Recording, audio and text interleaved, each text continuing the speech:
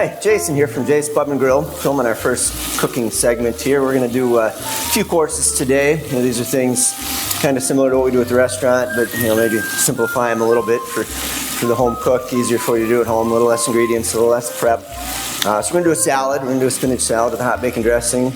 Then we're going to move on to an ahi tuna appetizer, similar again to what we do at the restaurant, just a little easier for you at home. And then a shrimp dish, which we're filming this just before Mother's Day, and this is actually going to be our Mother's Day feature, and you never know, it might make the menu one day. So, starting with a spinach salad, we're going to do a hot bacon dressing, just like we do at the restaurant.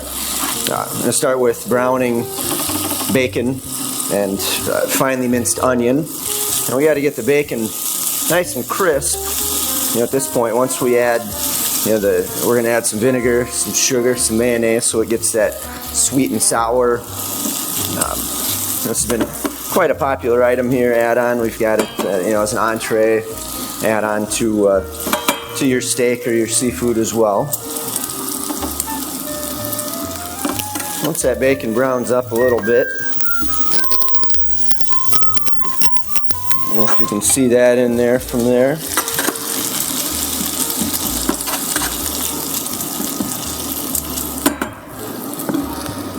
You can add a little vinegar, and be careful at home. If you've got your flame on high, that vinegar will evaporate and it will clear your sinuses. You can add the sugar now.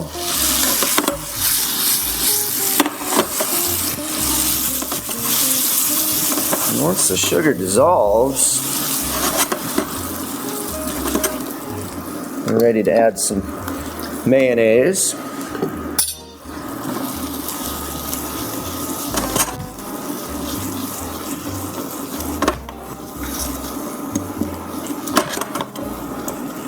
Doesn't take too long. We just want to get it warm.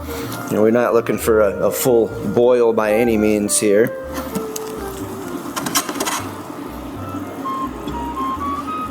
Now with the salad, we've got fresh spinach, baby spinach leaves here. We could put tomato on there. Here we've got some thinly sliced onions. If you have red onions, Vidalia would be great for that sweetness. Some fresh mushrooms we sliced up. Make sure the mayonnaise is thoroughly incorporated into the vinaigrette here. And we simply spoon that over the salad. This is one that you'd want to serve immediately. It's not a dressing that's going to sit on a salad for very long and hold. It's nothing that you could do a large bowl, where you would toss the dressing with all the ingredients and have it sitting on the table. In a family style setting, you'd want to do this, individual plates and get it to the table right away. So that's our first course, a spinach salad with a hot bacon dressing. All right, we're ready to prepare our second course. This will be our appetizer. We're going to do an ahi tuna, kind of like we do at the restaurant, slightly different, a little easier, less ingredients, less prep time again. We don't want this too difficult, just something you can make at home. So we start with some olive oil. Get that in our skillet. We want that hot. We're going to sear the tuna.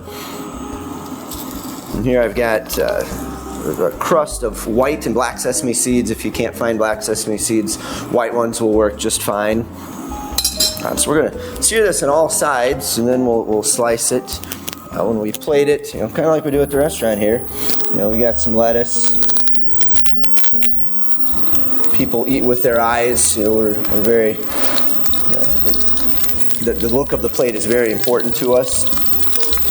Wasabi peas, these are just phenomenal. You can just eat them like chips. They've got a crunch to them. Texture is always important in cooking. So the wasabi peas have a nice crunch to them. They've got a bite. So here we've got the tuna cooking. We're going to flip it onto all four sides. If we find these little 4-ounce blocks. If you have a tuna steak, you could just put it on the top and the bottom. You could sear it. You could do it on your grill outside, if you prefer.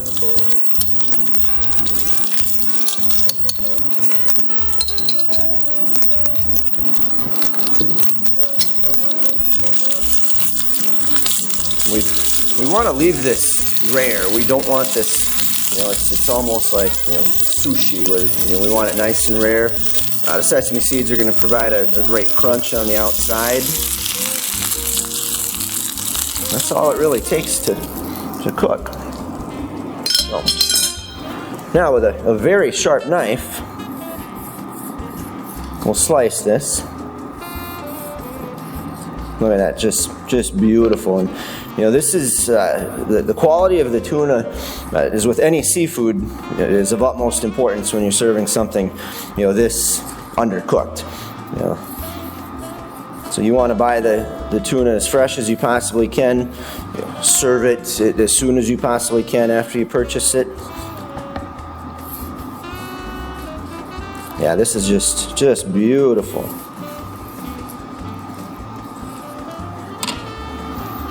So we'll just like we do at the restaurant, sequencing we call this in the restaurant business. Each slice laid right on top of the previous one.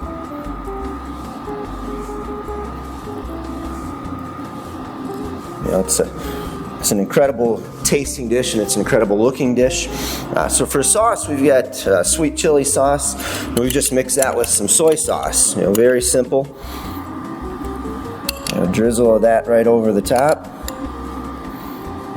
Perhaps you could leave some on the side for additional dipping. Add to the freshness of the tuna. Cilantro. Cilantro goes great with this, so we can take some fresh cilantro leaves.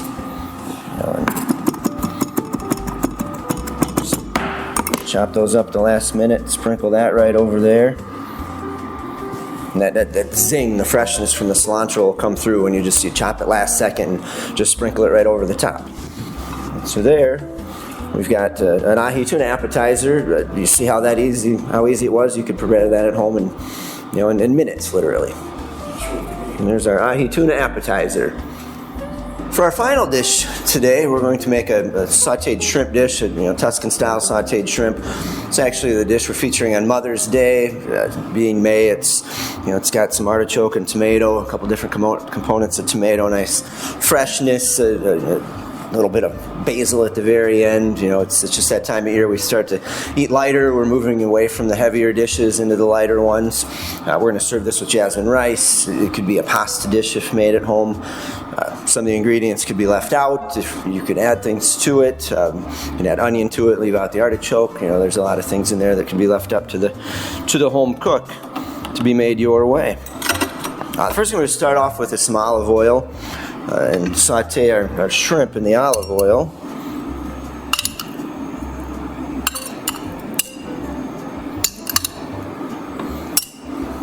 And we'll get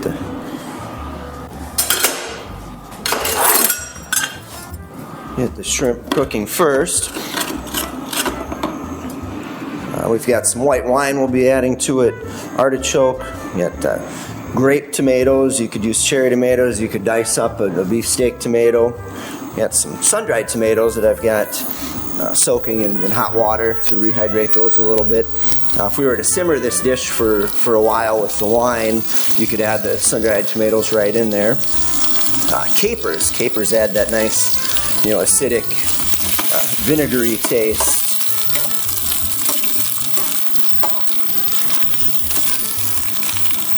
A saute of these ingredients would actually be great over a grilled salmon. So as we're, again, moving into summer, eating a little lighter, eating a little healthier, a nice grilled salmon with all these same ingredients would be phenomenal as well.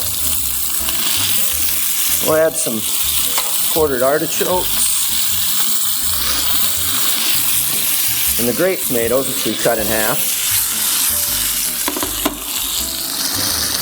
Garlic, fresh garlic. I think we put garlic in almost everything.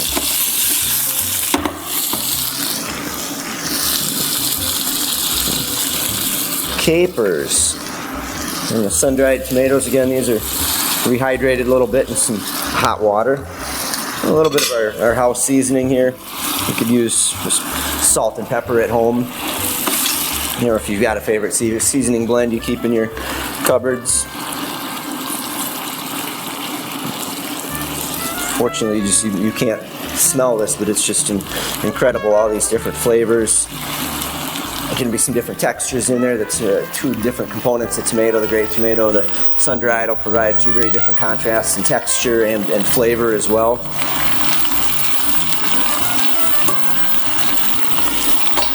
And now we just want to simmer this, let the grape tomatoes cook, and add a little white wine. Here we've got a Pinot Grigio. It can be any dry wine you have at home, a Chardonnay, a Sauvignon Blanc. I would stay away from Moscatos or Rieslings. They'd be a little too sweet. At the very end of this, we're going to add a chiffonade of basil. Now, basil is something that should be cut at the very last second. If you slice this up well in advance, it'll turn black on you. So we're going to roll it up. Slice it nice and fine there, and that'll be added at the very end. So we've got jasmine rice here. I said earlier this could be made as a pasta dish as well. You could use basmati rice or any type of rice. It'd be great if you made a risotto. Just that right in there. Well, I see that, just all the different colors, the textures, the flavors. Then to just hit it with that little bit of basil at the very end. I said again with basil, just julienne it, chiffonade it at the very end, so it doesn't turn dark colors on you. And this will be our dish we'll be serving for Mother's Day. Again, it might make the menu one day. Enjoy.